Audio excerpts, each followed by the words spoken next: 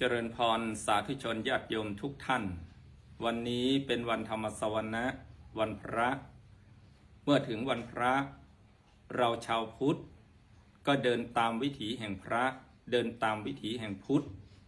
วิถีแห่งพระก็คือวิถีแห่งศีลวิถีแห่งสมาธิวิถีแห่งปัญญาศีลสมาธิปัญญาซึ่งเราเรียกว่าไตรสิกขาสิ่งที่เราศึกษาประพฤติปฏิบัติเพื่อความเป็นพระผู้บริสุทธิ์ด้วยศีลด้วยสมาธิด้วยปัญญาส่วนวิถีของชาวพุทธก็คือวิถีของทานวิถีของศีลวิถีของภาวนาที่เราเรียกว่าบุญกิริยาวัตถุ3ประการชาวพุทธถ้าเดินตามวิถีของพุทธก็คือทานศีลภาวนาชีวิตย่อมสมปรารถนาทาน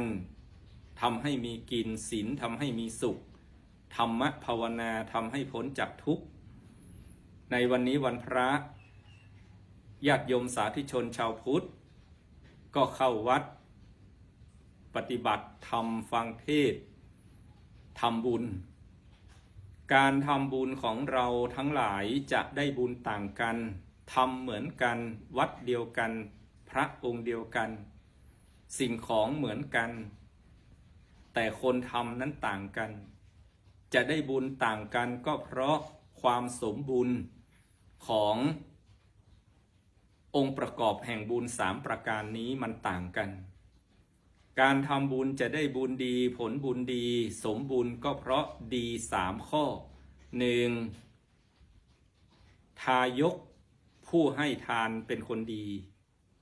2. วัตถุสิ่งของทายทานเป็นของดี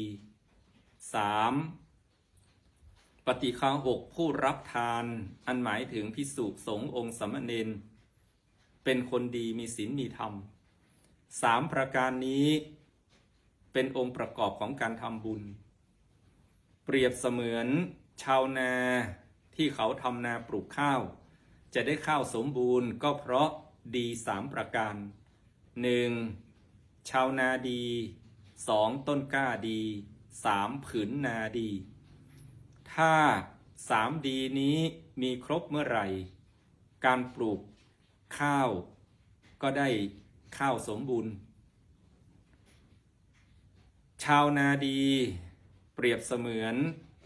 ทายกผู้ให้ทานญาติโยมเป็นคนมีศีลมีธรรมก็เหมือนชาวนาที่เชี่ยวชาญชำนาญในเรื่องการทำนาเราผู้เป็นชาวพุทธก็รู้เรื่องของการทำบุญสุนทรทานแล้วต้นกล้าดีเปรียบเสมือนวัตถุทายทานที่เรานำมาถวายเป็นของบริสุทธิ์ไม่ไปลักขโมยของใครมาเป็นของมีประโยชน์ต่อพระสงฆ์องค์เณรและพระศาสนาส่วนผืนนาดีเปรียบเสมือนปฏิฆาหกผู้รับทานอันหมายถึงภิกษุสงฆ์องค์สามเณรเป็นผู้มีศีลมีธรรมเป็นผู้บริสุทธิ์เมื่อไหร่ถ้าเราทำบุญแล้วองค์ประกอบของบุญสมบูรณ์ดี3ประการนี้ชาวนาดีหมายถึงทายกพวกเราญาติโยมเป็นคนดีต้นกล้าดีหมายถึงวัตถุสิ่งของที่เรานำมาถวายดีและปฏิฆาหกพระสงฆ์องค์สามเณรเป็นผู้มีศีลมีธรรมการทำบุญของเราครั้งนั้นก็สมบูรณ์ดีจริงอยู่พระพุทธเจ้าตรัสว่าอนุตตรังปุญญเขตังโลกาสาติหมายถึงพระอริยสงฆ์4คู่8บุคคลตั้งแต่โสดาบันสกิทาคามีอนาคามีและอรหันต์เป็นเนื้อนาบุญอันยอดเยี่ยมของชาวโลก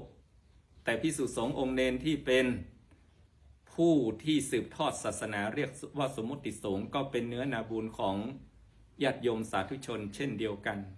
เพราะฉะนั้นในวันนี้วันพระวันธรรมสวนะก็ขออำนวยอวยพรให้สาธุชนญาติโยมทุกท่านที่เดินตามวิถีแห่งพุทธทานศีลภาวนาจงสมปรารถนามีความสุขความเจริญ